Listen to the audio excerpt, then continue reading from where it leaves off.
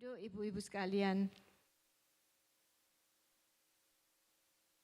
Pujiannya hebat sekali, luar biasa merasakan hadirat Tuhan. Dan setiap kata-kata dari lagu-lagu itu benar-benar adalah Roh Kudus bagi orang yang memimpin bagi orang yang menuliskannya. Dan kesaksian tadi, wow. Selamat ya Bu, yang WL.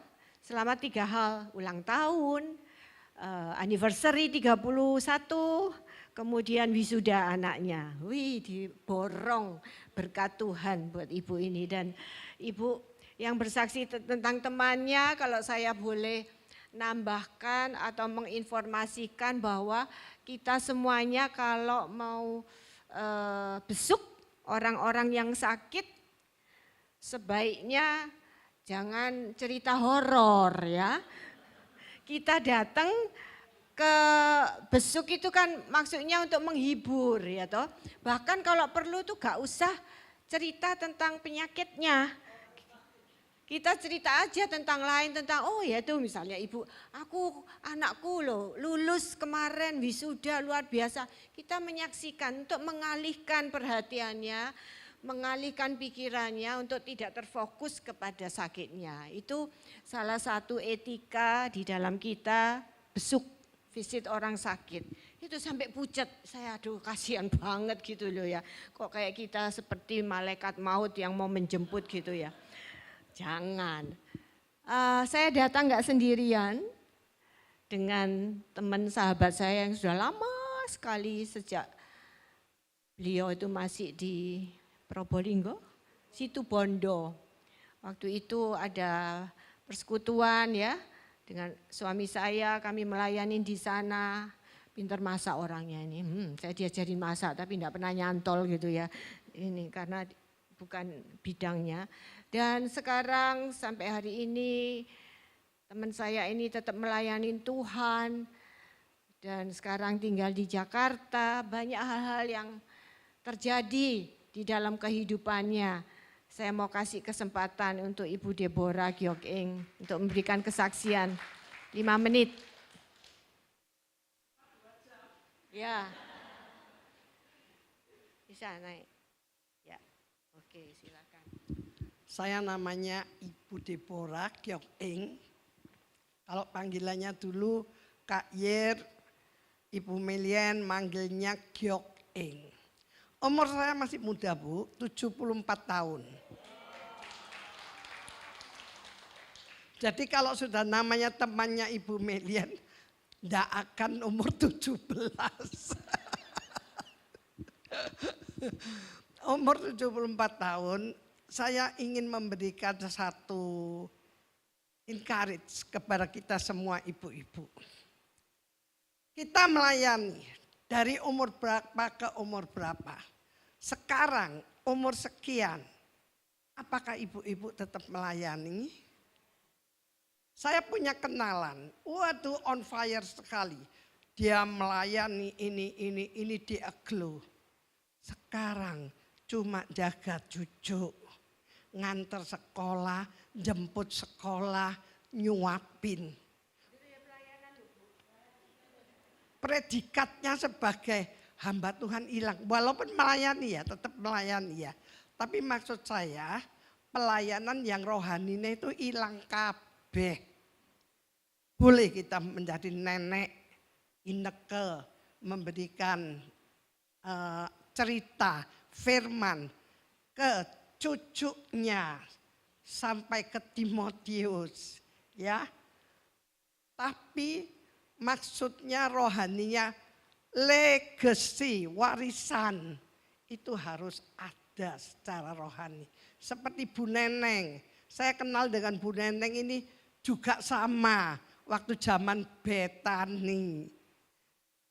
Legasinya ada.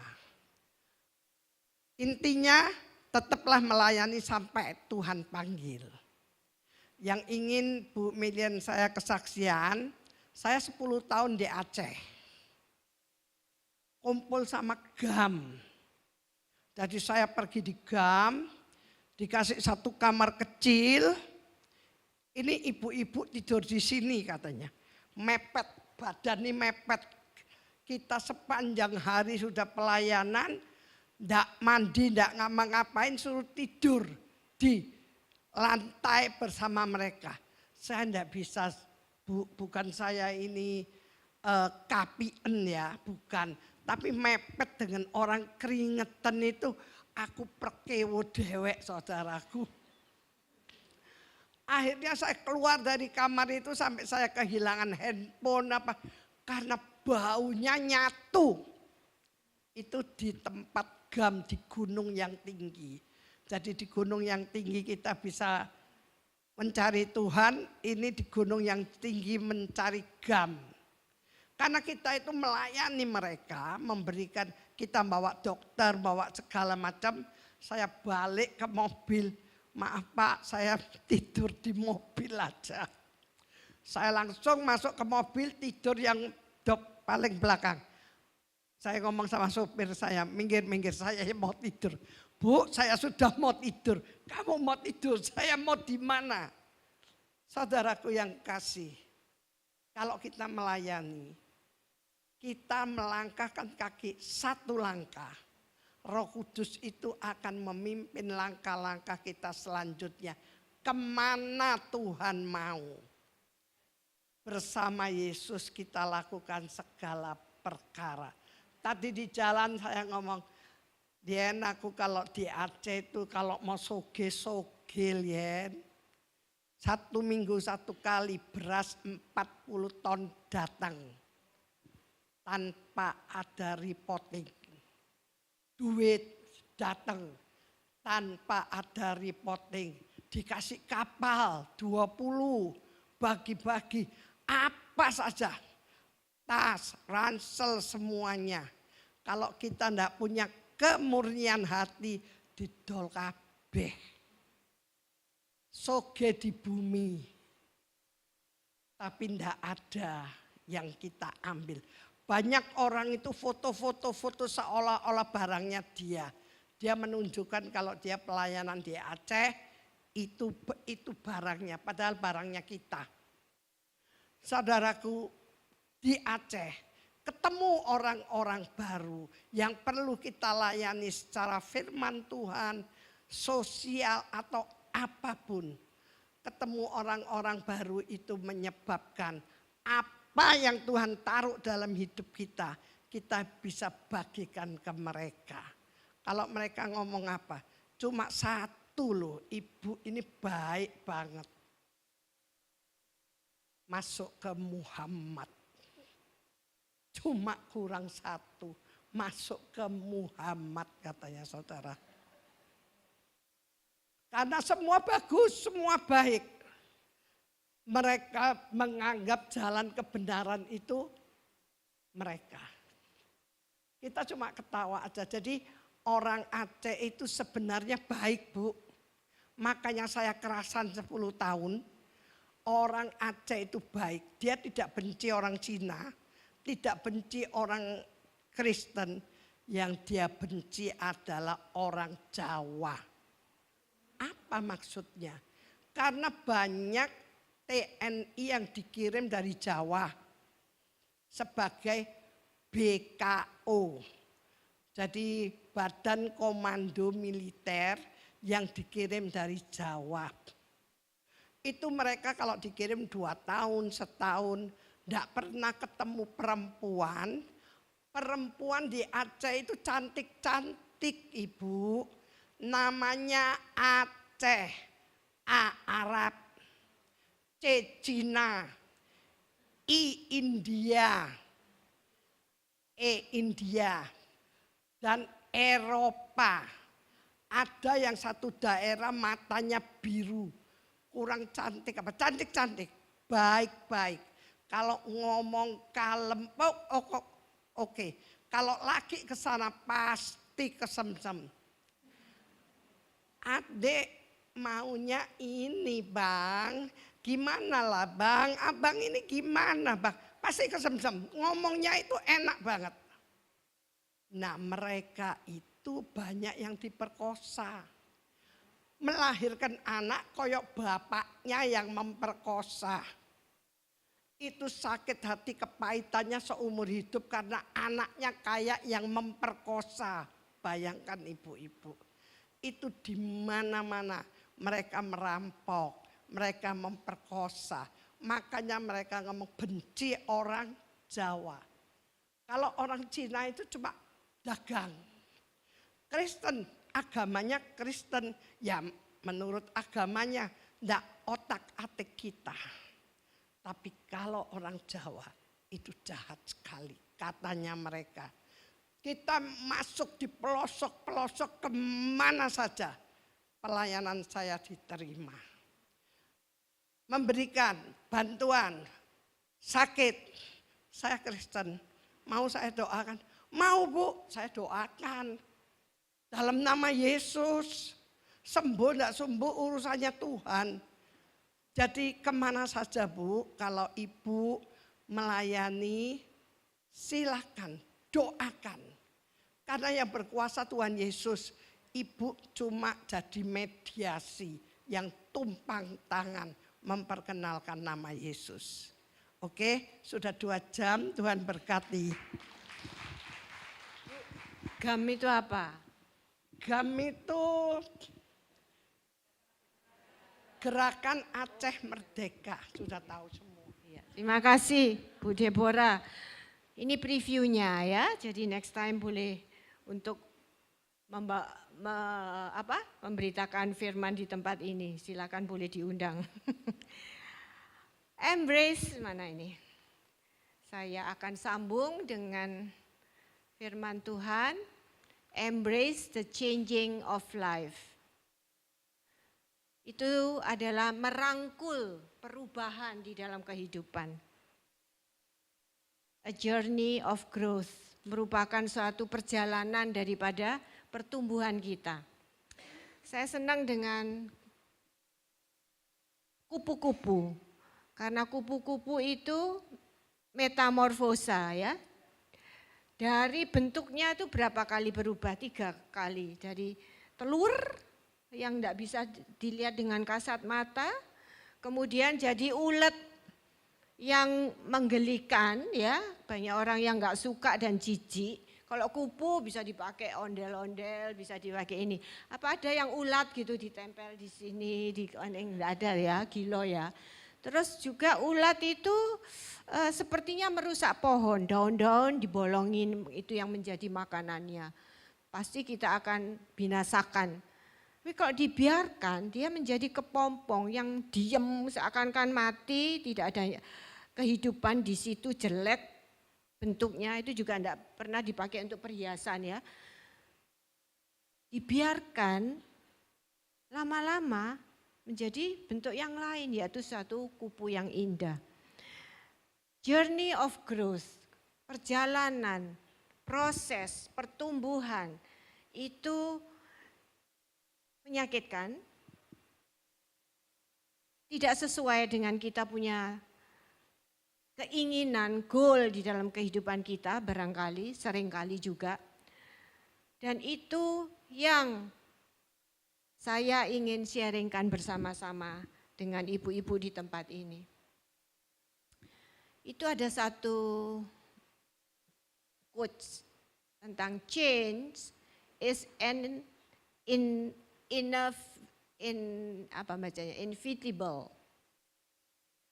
Change is inevitable. Growth is optional. Perubahan itu pasti terjadi. Pertumbuhan itu pilihan. Maksudnya apa? Perubahan itu pasti terjadi. Perubahan itu pasti terjadi dan tidak bisa dihindarin. Mau atau tidak, setuju atau tidak, pasti akan terjadi dengan berjalannya waktu. Misalnya usia bertambah, ya toh. Bentuk tubuh untuk perempuan bisa berubah, apalagi kalau waktu hamil. Bentuknya beda banget. Kemudian teknologi maju. Zaman dulu dengan zaman sekarang beda. Dulu HP awal gede, gede banget gitu ya, besar sekali. Sekarang HP kecil-kecil, dulu ada yang flip-flap, bisa tutup buka, sekarang beda lagi gitu ya. Touchscreen, dulu cuman SMS, sekarang bisa WA, bisa video call, bisa macam-macam. Kalau kita keluar dari rumah ketinggalan dompet masih santai. Coba kalau ketinggalan HP. Sepertinya 80% dari hidup kita tuh ketinggalan ya di rumah. Gak nyaman, bete, jengkel, kepengen balik pulang untuk ngambil. Teknologi maju sehingga pembayaran kenapa hanya dengan satu HP. Pembayaran apapun, call dengan segala penjuru bumi dunia bisa. Shopping bisa dengan benda kecil ini. Ini is everything, all things. He can do all things ya, sepertinya dia bisa melakukan segala perkara benda kecil ini. Karena teknologi. Orang-orang yang ada di sekitar kita bisa datang, bisa pergi. Dulu kita single, anak menjadi anak, kemudian kita menikah, menjadi seorang istri. Datang suami ya, jadi istri. Kemudian datang lagi anak-anak yang kita lahirkan. Anak besar, pergi sekolah, pergi untuk berumah tangga, pergi untuk berkarir. Jadi ada yang datang, ada yang pergi. Orang tua, akhirnya yang sudah lanjut usia, meninggalkan kita kembali ke rumah Bapa di sorga Sang Penciptanya. Perubahan itu mau tidak mau pasti terjadi. Kalau kita mempertahankan enggak, aku pakai handphone yang lama ini saya dulu belinya mahal kok, eman diganti-ganti. Apakah bisa? Nggak bisa gitu ya. Meskipun itu dulu lebih mahal daripada HP yang sekarang, tapi nggak bisa dipertahankan untuk tetap dipakai karena perubahan. Nggak bisa dihindarin. Juga di gereja, dulu khotbah ditayangkan dengan OHP, betul? Masih ingat? Ditulis, saya dulu yang bagian nulis, suami saya yang khotbah, saya yang bagian nyiapin OHP, cetek, diambil lembaran lagi, punya tas ya berlipat-lipat gitu kan. Gitu lagu juga. Sekarang pakai LCD, LED, dan bisa lebih cantik-cantik gambarnya. Kalau kita mau tetap udah pakai yang lama aja, ngapain duit dibuang-buang untuk beli LED, dibuat itu semua nggak usah, pakai aja yang ada OHP. Kira-kira gimana? Ketinggalan zaman, akibatnya apa? Jemaatnya toleh lu di situ kok menyenangkan yo, kok pakai gitu-gitu ya? Bisa lari loh, bisa pindah loh. Pertumbuhan, ya perubahan itu pasti terjadi dan tidak bisa di stop. Aku mau jadi anak-anak terus, aku mau jadi remaja terus, aku mau jadi mama terus, nggak mau jadi oma, aku mau keep anak-anakku terus, hidup bersama terus. Kecenderungan mama khususnya, itu seperti induk ayam itu ya. Kan mesti mau ngumpulin anaknya gitu ya untuk dikelei gitu ya. Mama itu kecenderungannya begitu, saya pun juga. Anak cuman satu-satunya laki Tuhan berikan, itu pun dengan caranya yang harus menanti 8 tahun, harus prosesnya ruwet. Dan saya akhirnya sejak 16 bulan saya harus merawat dia seorang diri karena suami dipanggil Tuhan. Dan kecenderungan saya untuk mau ngekepin anak, ini anak mujizat, anak yang angel, yang dengan perjuangan gitu. Kepinginnya untuk dikekepin terus. Kalau dikekepin terus, itu saya akan menjadi mama yang sangat egois. Senangnya di saya, dianya menderita. Bisa kuntet, bisa cebol, tahu ya. Karena ditahan pertumbuhannya. Bisa enggak berkembang mentalnya, kejiwaannya, semuanya. Kalau saya gandolin terus. Itu yang terjadi, saya ngalamin. Jadi saya bisa merasakan untuk perubahan itu pasti terjadi dan sulit untuk bisa mengikuti perubahan itu. Tapi tidak dapat di stop. Dan akhirnya anak saya memilih untuk sekolah ke Amerika, 6 tahun di sana, pulang, kemudian melayani Tuhan sampai hari ini, kemudian diberikan istri yang dari Tuhan, cantik tentunya, mantu saya satu-satunya, perempuan, dan dikaruniai 2 orang anak yang lucu-lucu, mengemaskan, mengangenin buat saya. Kepingin saya hidup bersama-sama dengan mereka sampai hari tua saya. Secara apa ini ya, aturan gitu ya, apalagi mungkin orang Asia, seorang ibu tunggal yang sudah semakin usianya semakin bertambah dan anak laki satu-satunya yang harus bertanggung jawab, menanggung ibunya itu, harus tinggal bersama-sama untuk mengayomi, membantu. Oke sih, dibenarkan sih, tetapi apakah harus demikian? Dan setiap tahun kami itu berdoa untuk Tuhan mau apa? Tuhan menuntun kami bagaimana? Apa yang kami harus lakukan? Hal yang baru yang kami harapkan. Dan Tuhan berbicara secara spesifik kepada anak saya JR itu untuk dia move to Malang. Ya, waktu itu dia ngomong kepada saya, rasanya hati saya tuh aduh gitu ya. Nangis, kepengen nangis. Rumah sudah disetting untuk 1 atap, ada 2 rumah sepertinya. Jadi ada masing-masing privacy, dia punya privacy, saya ada privacy. Kita ketemunya di dapur dan di ruang makan untuk bersama-sama. Sudah ditata, di set up, sedemikian pas buat kami. 2 tahun berjalan bersama-sama, kemudian tahun lalu Tuhan berbicara menuntun dia untuk pindah ke Malang. Malang loh cuma 1,5 jam. Deket kan? Cuma kok tetap ya hati ini merasa hilang gitu loh. Karena enggak setiap hari ketemu, dengar suaranya cucu, harus video call, harus telepon dulu kalau tidak serumah. Perubahan itu pasti terjadi. Dan mau tidak mau itu harus terjadi. Berubah untuk apa? Untuk kebaikan. Kebaikan siapa? Kebaikan kita semuanya. Segala sesuatu. Tuhan Yesus mengatakan Roma 8:28 mendatangkan apa? Bagi siapa?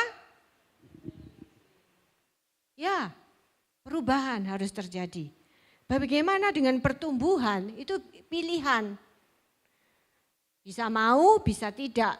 Suatu option, suatu pilihan.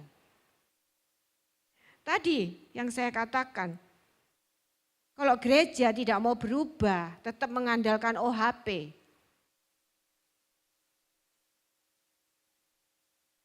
tidak akan mengalami pertumbuhan di dalam gereja tersebut.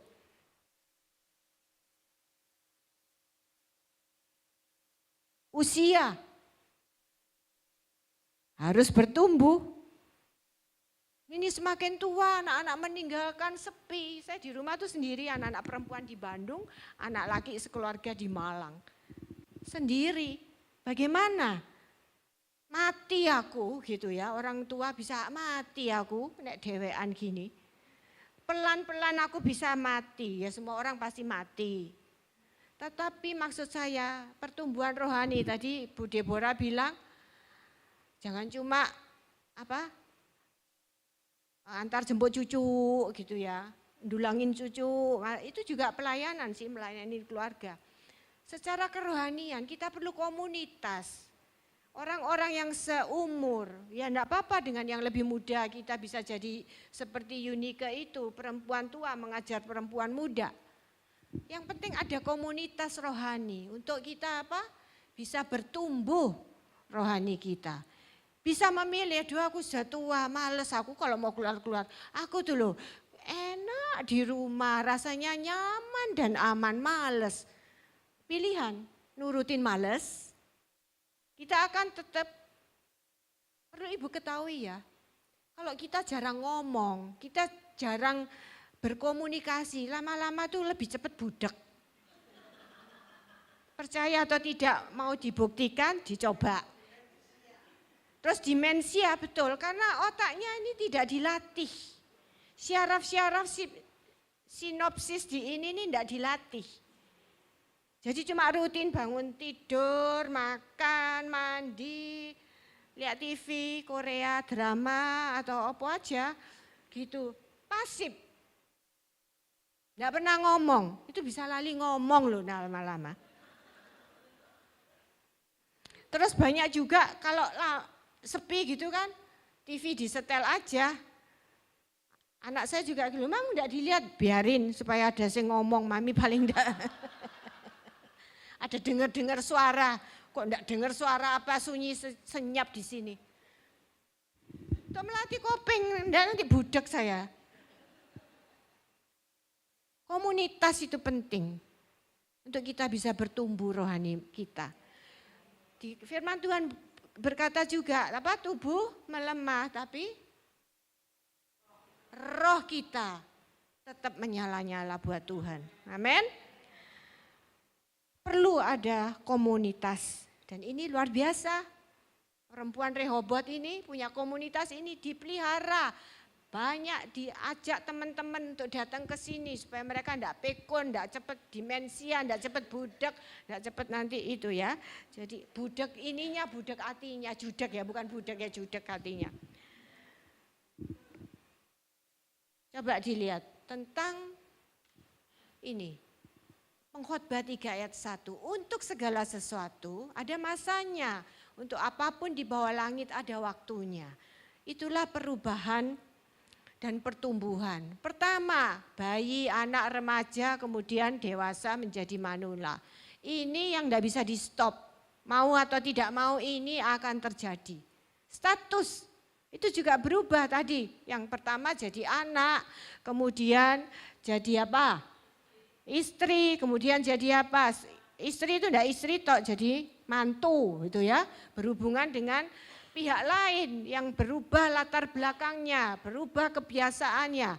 Sama-sama sukunya, sama-sama orang Indonesianya perlu adaptasi. Sama-sama orang Jawanya juga perlu adaptasi. Sama-sama suku Cinanya, Tionghoa juga perlu adaptasi. Status, perubahan status. Kalau enggak mau berubah ya tetap aja bisa. Aku enggak mau kawin, aku enggak mau punya anak. Bisa, itu semua pilihan. Tapi apakah itu merupakan perubahan yang kita mau lakukan? Fisik ya, dari anak menjadi manula perubahan-perubahan. Rambut yang dulunya hitam sekarang jadi putih. Tapi ini orang banyak bilang keren loh, jadi ya saya nikmatin saja. Kemudian domisili, perubahan. Dan ada pertumbuhan. Kalau dulu saya dari desa Mojo Agung, kemudian saya memutuskan, saya memutuskan juga orang tua yang memutuskan untuk sekolah sejak SMA di Surabaya dan kuliah, menikah sampai hari ini tinggal di Surabaya. Ada perpindahan, ada yang perpindahan JR yang dari kota besar Surabaya pindah ke Malang, kota yang lebih kecil, terjadi domisili perubahan.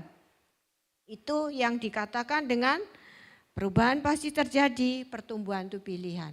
Apakah di tempat baru kita tidak bisa bertumbuh? Apakah kita menjadi mati? Itu pilihan. Amsal 16 ayat 9. Bisa tolong dibacakan Ibu? Ayo Dibacakan sama-sama. Silakan mau Mbak baca Amsal 16 ayat 9. Itu tidak saya tulis di situ supaya kelihatan siapa yang bisa bawa Alkitab atau pakai Alkitab dari sini. Makanya ini all ini ya, everything is in here. Silakan Ibu, siapa yang mau membaca? Ya, silakan Bu.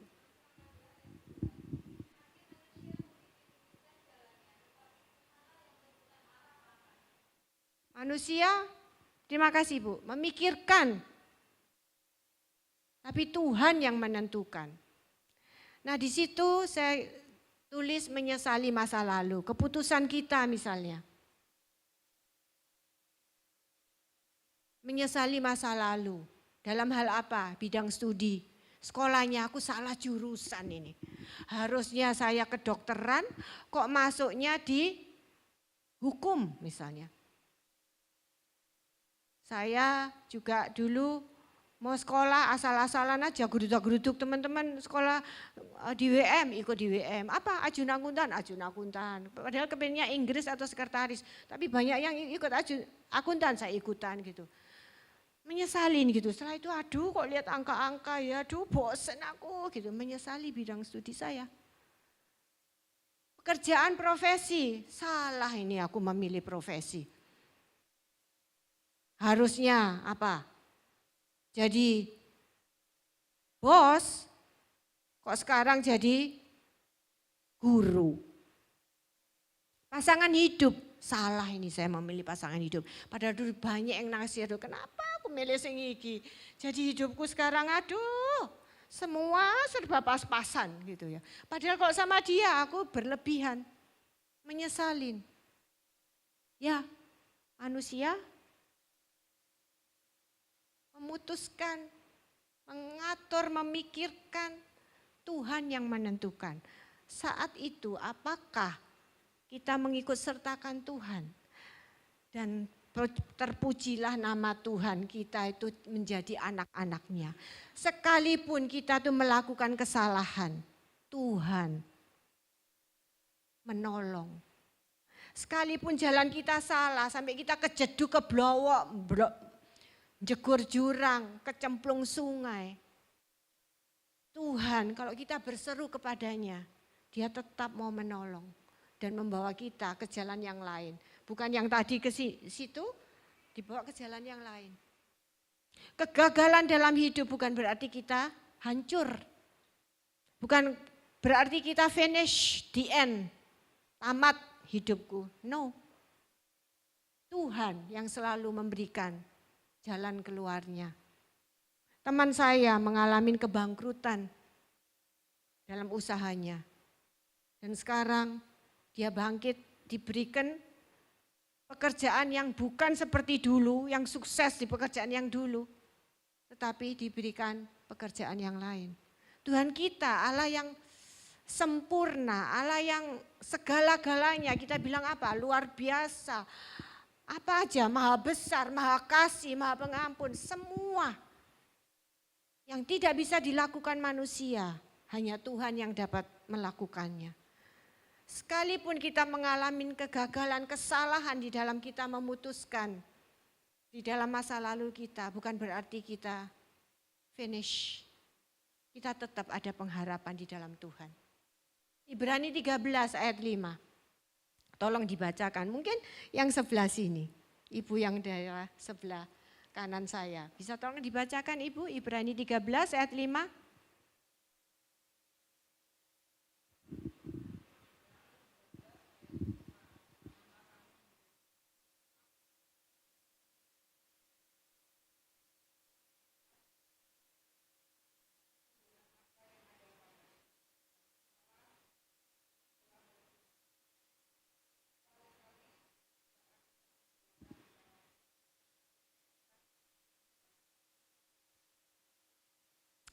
Amin, terima kasih Bu. Allah berjanji, sekali aku never and never. Gak pernah sekalipun Allah itu meninggalkan kita. Itu perkataan Allah loh. Siapa yang percaya dengan janji Allah? Atau kita Allah gombal Tuhan itu ngomong tok gak terjadi apa-apa kok dalam hidupku. Gak terjadi hari ini.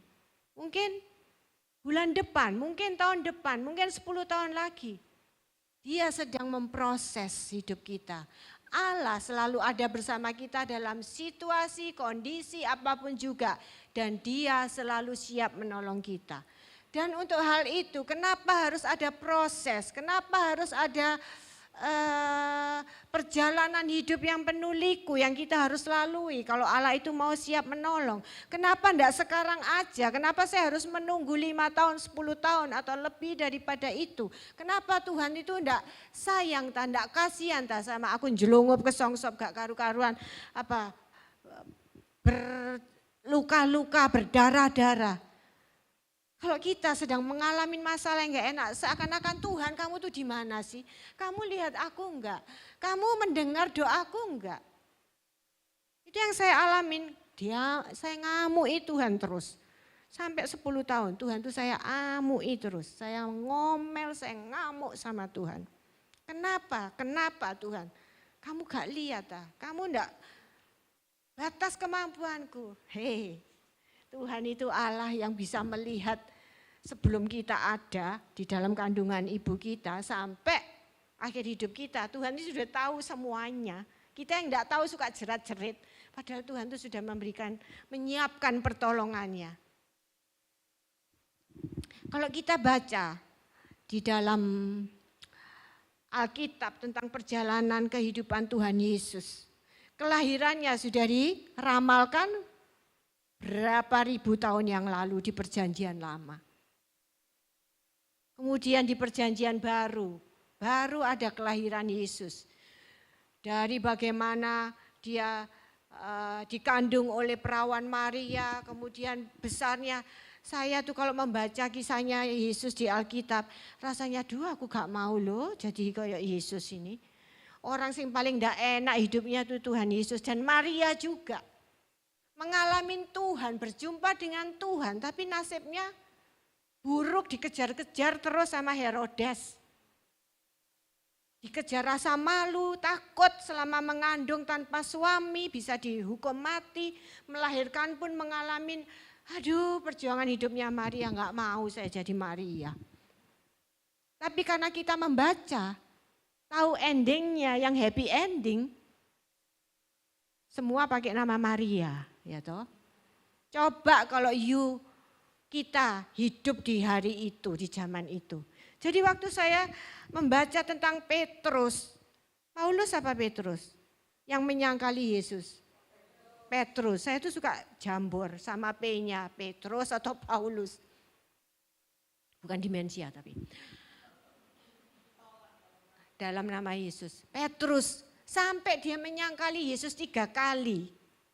Padahal dia dekat dengan Tuhan, kemana-mana Tuhan pergi. Menyendiri yang hanya diajak itu 3. Termasuk Petrus. Kenapa? Waktu dia lihat Yesus disalib, dia bisa gak mengakui Yesus itu, dia kenal sama Yesus. Karena ketakutan, kecemasan yang tingkat top. Saya merasa juga, saya bayangkan kalau saya ada saat itu, saya akan bingung setengah mati. Ini yang melakukan mujizat luar biasa, anak Allah menyebutnya. Lah tapi kok matinya tersia-sia persis, enggak beda jauh dari penjahat-penjahat itu. Apa enggak galau hati saya? Apa enggak bimbang iman saya hari itu? Ibu-ibu, kalau kita merasa galau, bimbang bagaimana? Kok pergumulanku ini tidak selesai-selesai sepertinya? Kok jawaban Tuhan ini belum nampak sepertinya? Kita bisa galau loh. Kita bisa lose faith kadang-kadang. Bahkan bisa kehilangan iman. Karena itu perlunya dengan komunitas. Itu yang membuat kita bisa bertumbuh iman kita.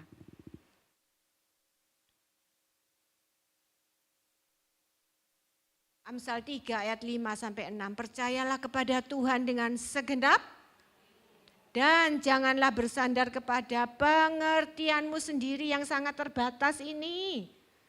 Akuilah dia dalam segala lakumu, maka Ia yang akan meluruskan jalanmu. Manusia diberikan hak oleh Tuhan untuk mempunyai goal setting dalam hidup. Kita di kelas Hagai diajarin goal setting. Itu Tuhan berikan hak dan Tuhan berikan hikmat kepada kita. Tuhan berikan kemauan kepada kita supaya kita tidak seperti robot. Kita adalah manusia yang diciptakan sesuai dengan standar gambaran Allah.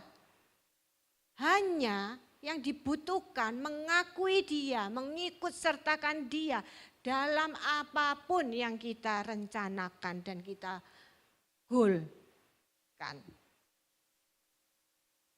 Satu, perubahan menyingkap kekuatan yang ada dalam diri kita yang sebelumnya tidak diketahui. Ibu-ibu, di dalam kita mengalami kesesakan, terpojok, itu timbul, tahu-tahu timbul kekuatan, timbul pikiran, timbul ide.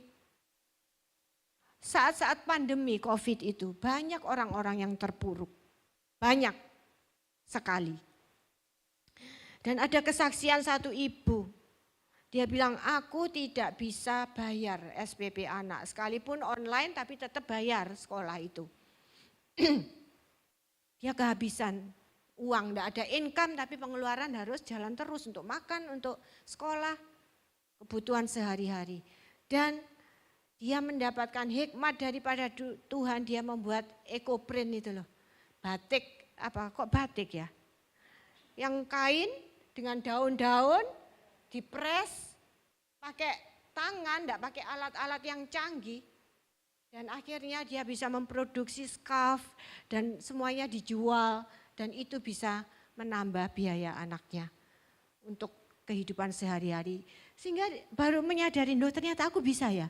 Aku punya talenta ini ya, aku punya kemampuan itu ya. Pada saat ada perubahan yang terjadi di dalam hidup kita, COVID itu nggak bisa dielakkan, seluruh dunia mengalami itu. Kemudian yang kedua, ini sudah habis ya waktunya ya. Perubahan membuka pintu-pintu baru, kesempatan, relasi, jalan hidup yang baru. Hanya akan terbuka ketika yang lama ditutup. Yaitu terjadi pertobatan. Ya, kita tadi ya ada kegagalan, menyesal tentang pekerjaan, tentang kehidupan, keluarga. Tuhan tetap akan memberikan semuanya itu kalau kita ada pertobatan. 3, perubahan membentuk kepribadian. Karakter kita yang ditempa sehingga terjadi transformasi yang nyata. Semua kita prosesnya adalah sempurna seperti Yesus. Jadi itu akan mentransformasi hal-hal yang terjadi di dalam kehidupan kita. Itu akan membentuk karakter kita untuk transform, untuk menjadi serupa dengan Kristus. Di sini masih belum ada yang serupa dengan Kristus. Kita semuanya sedang menuju ke sana. Dan transformasi itu terjadi day by day. Hari demi hari untuk menuju kepada kesempurnaan. Seperti tadi metafor Mose, kehidupan kupu-kupu. Tuhan berkata, cukuplah kasih karuniaku bagimu. Sebab justru dalam kelemahan kuasaku menjadi sempurna. 2 Korintus 12 ayat 9 sampai 10. Now disitulah your new chapter start. Perubahan, pertumbuhan, new chapter dalam kehidupan kita. Start melalui apa? Salib Yesus, melalui Kristus yang kita percayain, yang kita posisikan Dia sebagai Tuhan, satu-satunya Tuhan. Mengikut sertakan Dia di dalam segala aspek kehidupan kita. Jadilah hidup kita itu history, bukan my story tetapi history. Itulah keluarga yang tadi sempat saya saksikan. Oke, Tuhan memberkatin, mari kita mengucap syukur, kita berdoa. Ibu silakan, ada request dari saya lagu apa Bu tadi lupa. Tuhan menetapkan. Tuhan menetapkan langkah-langkah orang yang hidupnya berkenan kepadanya.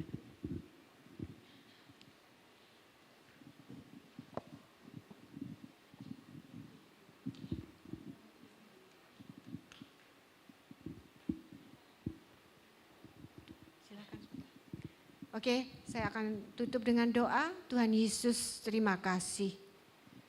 Kami mau menerima Tuhan, perubahan yang Tuhan izinkan itu terjadi di dalam hidup kami. Tuhan ampuni kami kalau selama ini kami lebih mengutamakan kehendak kami, kepikiran kami Tuhan. Dan biarlah Tuhan hari ini kami kembali diingatkan untuk selalu kami menomorsatukan Tuhan. Kami memfokuskan hidup kami kepadamu, mengutamakan Engkau dan melibatkan Engkau dalam segala sisi kehidupan kami. Baik itu yang kami anggap hal-hal yang remeh-temeh. Kami tetap mau mengikut sertakan Tuhan. Jadikan hidup kami selalu di dalam-Mu dan Engkau ada di dalam kami. Terima kasih Tuhan. Kami mau merangkul kehidupan yang Tuhan berikan, perjalanan hidup bersama Tuhan. Dan kami percaya kemenangan terjadi untuk kami mempersiapkan diri kami sebagai mempelai perempuan Allah. Kami harus tampil berbeda, kami harus transform untuk sesuai dengan kehendak-Mu sebagai mempelai laki-laki kami. Tuhan, Kau persiapkan kami dan kami bersedia untuk bersama-sama dengan Engkau. Kami dapat melakukan perkara-perkara yang besar yang seperti Tuhan inginkan di dalam kehidupan kami sebagai mempelai Kristus. Terpujilah nama-Mu, di dalam nama Tuhan Yesus Kristus kami berdoa. Amin.